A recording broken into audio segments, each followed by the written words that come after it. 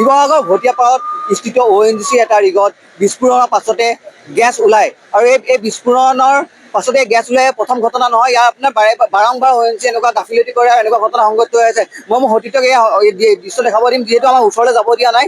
আৰু ইয়াত যি আপোনাৰ অগ্নি নিৰ্বাপক বাহিনী আছে, এয়া আপোনাৰ ONGC অগ্নি নিৰ্বাপক বাহিনী বৰ্তমানলৈকে আহি উপস্থিত হ'ব পৰাই নাই। আৰু ইয়াত মানে গেছৰ পৰা আপোনাৰ পূৰ্বতে বহুত ঘটনা সংঘটিত হৈ আছে। আৰু আমাৰ লগত ইয়াত আপোনাৰ যি স্থানীয় ব্যক্তি আছে, কি হৈছিলে বম দিছিলে, বম দিয়ে ব্ৰাছ হৈ গ'ল নেকি, ব্ৰাছ হৈ এটা জুই লাগি গ'ল।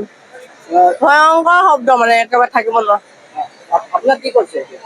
মোৰ মানে বস্তুবোৰ উলিয়াবলৈ কৈছে অলপ চলপ। মই এতিয়া কেনেকে যাম, ভিতৰত তেলৰ কোন গোটেইখন যাব নোৱাৰি, ভয় লাগে নহয়। আপোনাৰ ইয়াত ক্ষতি হৈছে নেকি? হ'ব তোমাৰ ক্ষতি এতিয়া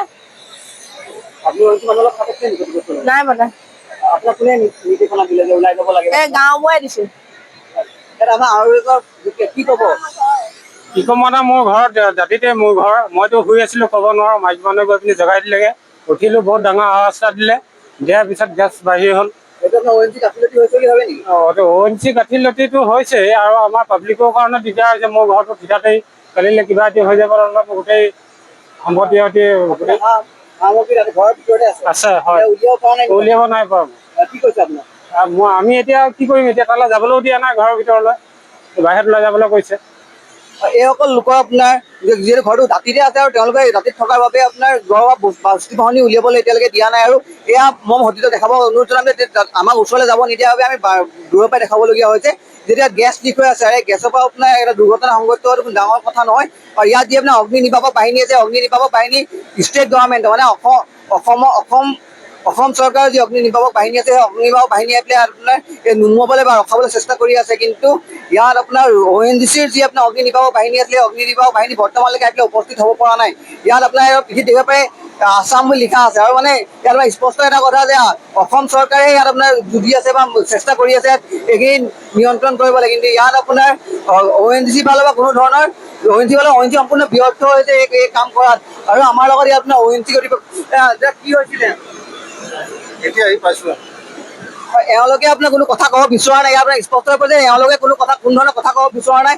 আৰু এয়া যিহেতু আপোনাৰ ইয়াত এনেকুৱা এই ধৰণৰ গেছৰ ঘটনা প্ৰথমবাৰেই নহয়, আপোনাৰ আগতেও এনেকুৱা ধৰণৰ ঘটনা সংঘটিত হৈছে আৰু ইয়াৰ পৰা ডাঙৰ ঘটনা সংঘটিত হোৱা পৰিলক্ষিত হৈছে। আৰু অনাগত সময়ত দেখা যাব কিমান দেৰিৰ ভিতৰত আপোনাৰ এইখিনি নিয়ন্ত্ৰণ কৰিব পাৰে আৰু কিমান দেৰিৰ ভিতৰত ONGCৰ অগ্নি নিৰ্বাপক বাহিনী আহি পেলাই উপস্থিত হয়হি। প্ৰথমে বম দিছিলে, বম ব্ৰাছ হৈ গ'ল। তাৰ ব্ৰাছ ডাঙৰ আৱাজ আছিলে, গম নাপাওঁ আমি, ইমান ডাঙৰ মানে কাণ তাল মাৰি গ'ল। ঘৰ গোটেই হেৰি হৈ গ'ল, কপি এতিয়াও ধোঁৱা তেল হৈ আছে। এতিয়া তেল জুই নুমুৱাব মানে মোৰ কাষতে ছাইডতে লাগি আছে ঘৰে হেৰি আছে। এতিয়া কেনেকে কি হয় নাজানিম আৰু দেই। ঘৰৰ বস্তু মই কাগজ পত্ৰ কেইটামানে উলিয়াই থৈছোঁ। এতিয়া ঘৰলৈ যাবলৈও নোৱাৰিছোঁ। মই কেনেকে যাম ঘৰৰ ভিতৰলৈ? বিপদজনক হৈ আছে। ONGC মানুহে বস্তুবোৰ দিছে, কৈছে বোলে গাঁওবুঢ়াই খবৰ দিছে বস্তুবিলাক কিবাকিবি যাৱতীয় বস্তু উলিয়াই থ'বলৈ। নাই কোৱা বৰ্তমান। বম দি আছিলে, বম দিতে ব্ৰাছ হৈ গ'ল, তাৰপৰা জুই লাগি গ'ল। এই 12টামান বজাতে লগা। ঘৰটো ছাইডতে 135।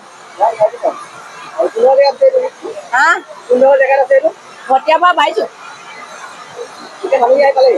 পালেহি পানীত হেৰি মাৰি আছে।